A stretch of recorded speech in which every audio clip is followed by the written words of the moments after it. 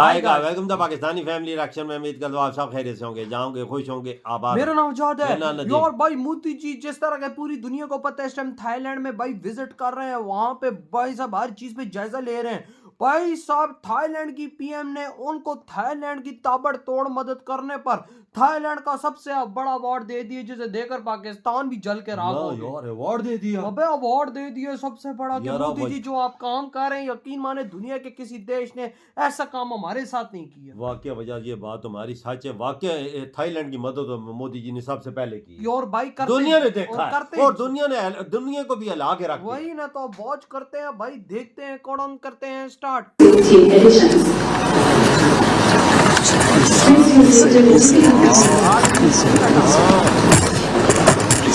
This is a gift of peace and wisdom in celebration of the 6th birthday anniversary of His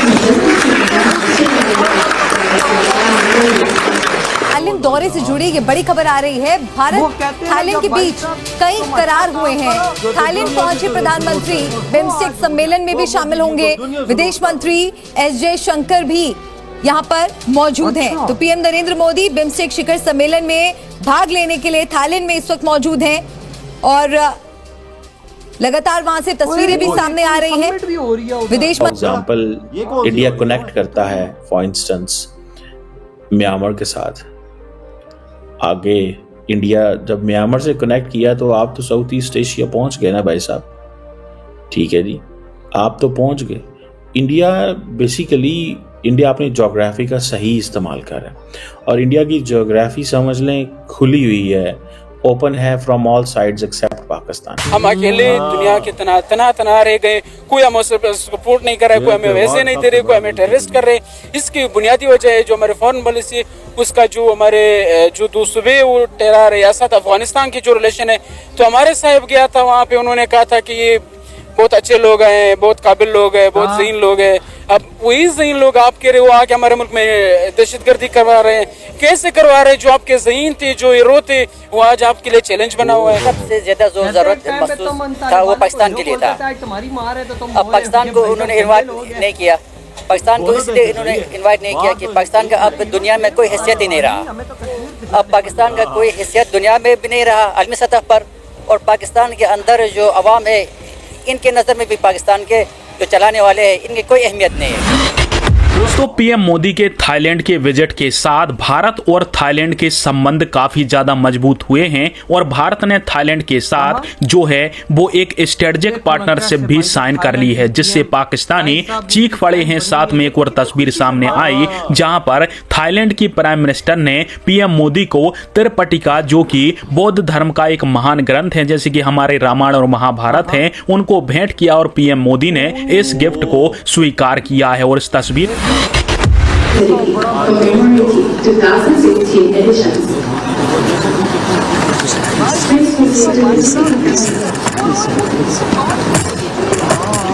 This is a gift of peace and wisdom for all in celebration of the 6th birthday anniversary of His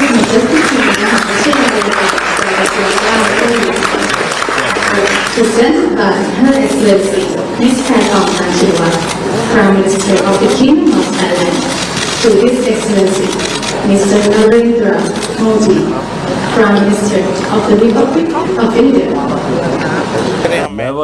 हमारे में क्या खसीयत है?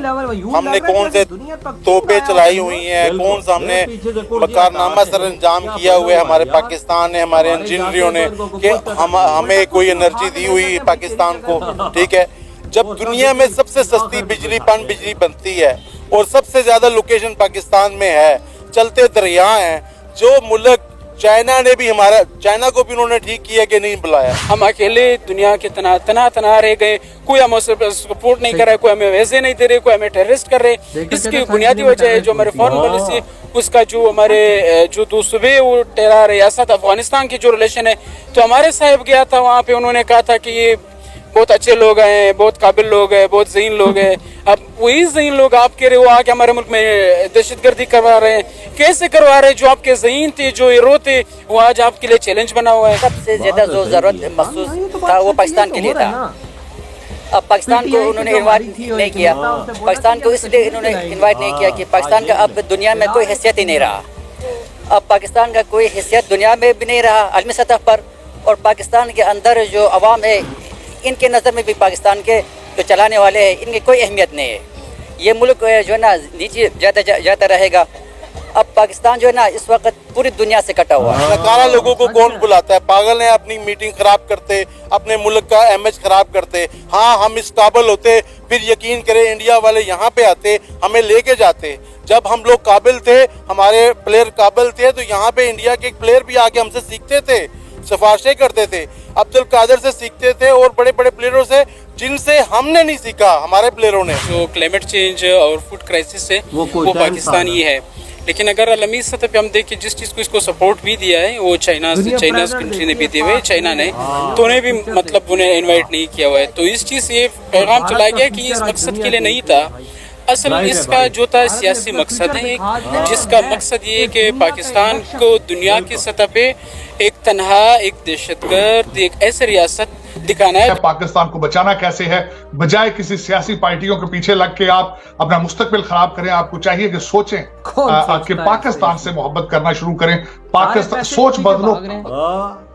ऐसे ही है sir. एक और चीज, IMF के सामने पाकिस्तान को जो सा है वो मतलब IMF पाकिस्तान को नाच नचाता नजर आता है। बिल्कुल, आप ना सिर्फ वहाँ IMF की हेड थी, वहां पे वर्ल्ड बैंक के अजय बंगा जो कि भारतीय निजात है, वो भी उनको भी देखा गया है, तस्वीरें खिंचवा रहे थे।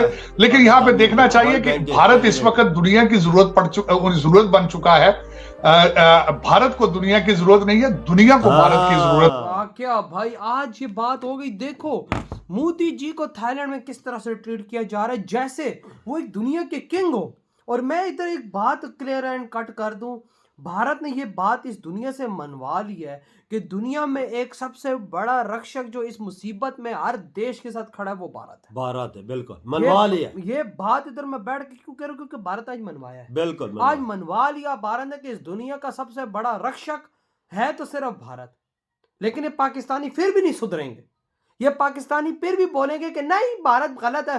पाकिस्तानी के 200 देशों में अगर एक देश अगर ऐसी बात कर रहा है तो समझो वो देश ही खराब है। बिल्कुल। आज देखो पाकिस्तानियों, थाईलैंड की PM ने उनको भाई साहब एक वहाँ के सबसे बड़े अवार्ड से आज़ा है कि आप जो थाईलैंड के अंदर मदद कर रहे हैं हमारी, और भाई साहब लोगों की मदद कर रहे हैं, आपने जो हॉस्पिटल्स खोले हुए हैं, जो आपने सब कुछ यहाँ पे सिस्टम किया हुआ है, उससे हम लोग भाई आपका एहसान कभी भी नहीं उतार सकते। मैंने पूरा एक बड़ा हॉल नहीं होता है जिसके अंदर आई थिंक 200, 250, 300 बेड्स हैं। अच्छा। उसके अंदर भारत के आर्मी के जवान, और मतलब वो जवान मतलब के वहाँ के डॉक्टर और पैरामेडिकल स्टाफ ऑपरेशंस कर रहे हैं भाई, उनके हड्डियों के ऑपरेशन चल रहे हैं, उनका हर चीज का उनका इलाज चल रहा है, उनको ठीक कर।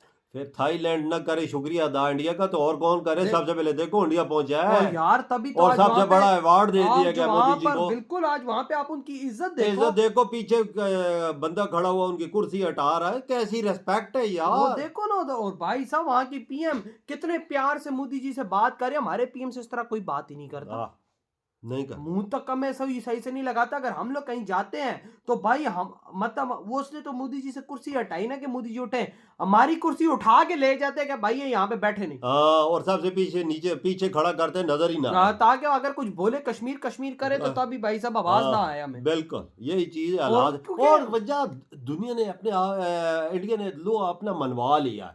किसी देश को इंडिया को किसी देश की जरूरत नहीं, दुनिया को जरूरत है। भारत ने आज बात मनवाई, आज भारत ने ये बात प्रूव की कि वो इस दुनिया का रक्षक है। हर मुश्किल टाइम में भारत हर देश के साथ खड़ा हो रहा है। आज देखो दुनिया के बड़े बड़े देश, नहीं तो थाईलैंड को कमी तो नहीं है, बिल्कुल नहीं वो बड़ा मतलब कि चल रहा है सिस्टम, उसके अंदर टूरिज्म है बड़ा, फिर भी मुश्किल टाइम पे पहुंचे। वो मोदी जी का मुरीद बन गया। वो बिल्कुल, मामार को देख ले, वो मुरीद बन गया।